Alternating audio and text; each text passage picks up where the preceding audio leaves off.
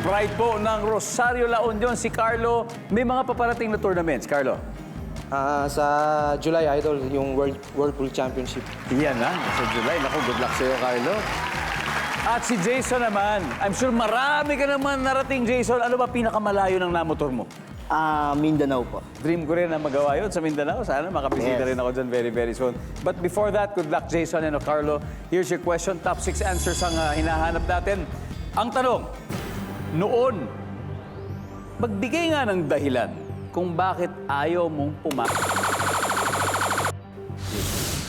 Hindi pa tapos yung tanong, pero ayan ang sagot mo. Mabilis Wala na. nila, paunahan lang daw pumindo. Huwag ka kasi magpapaniwala sa lahat. Anyway, hula ka lang ng sagot. Anong sagot? Ayun, pogi na lang ako. Eto, tatapusin ko yung tanong ha. Noon, magbigay ng dahilan kung ba't ayaw mong pumasok sa school. Sabi kasi pogi ako. Di ba? Well, bakit hindi? Baka pagkaguluhan, di ba? Yes. Siyempre, services. Carlo, magbigay ng dahilan kung ba't ayaw mong pumasok sa school. Mag-cutting classes lang ako. Kasi gusto mo mag-cutting classes, kaya ayaw mong pumasok sa school. Okay. Nandyan ba yan? Wala. Okay. Sir Mel, ang assumption dito ay hindi ka pa pumapasok. Di ba? So, magbigay ng dahilan kung ba't ayaw mo pang pumasok sa school. May sakit ako. May sakit. Nandyan ba yan? Okay? Bingkay, pwede pa ha? Ang dami pa. Noon, bigyan mo nga ako ng dahilan kung bakit ayaw mong pumasok sa school. Wala akong homework. Hindi mo nagawa yung homework. Ako, delikado yan. Survey. Yan. Mataas. Bingkay, pass or play? Play, sir. Play. Okay to. Habol na. For the third time. JC, noon magbigay ng dahilan kung ba't ayaw mo pumasok. Tinatamad. Tinatamad lang. Ganun lang kasimple. Services. Pwede, James. Dahilan kung ba't ayaw mo pumasok sa school nun? Walang baon. Walang baon. Yo! Nice one.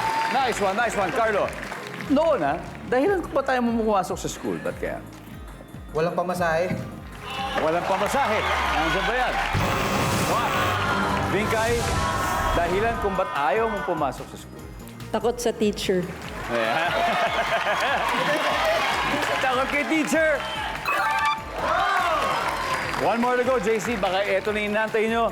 Magbigay ng dahilan kung ba't ayaw mo pumasok sa school. Nahihiya. Nahihiya. Wala lang, nahihiya lang. Wala rin. Ayan, usap-usap na sila. James, eto na naman tayo. Kailangan makuha mo na to, ha?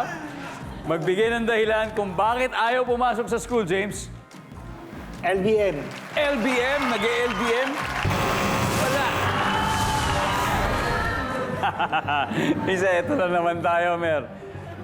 Magbigay ng dahilan kung ba't ayaw mo pumasok sa school. Nambubuli yung classmate ko. Ayun, nambubuli yung classmate. Carlo. Sa akin, siguro may exam kasi, kaya ayaw pumasok. Exam. Sabi, may exam, may exam.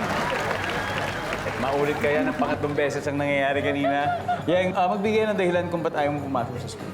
Kuya, doon po ako sa nabubuli. Kasi nabubuli. Okay, kung mali sila dito, mapukuha niyo yung mga puntos. Nandyan ba ang nabubuli?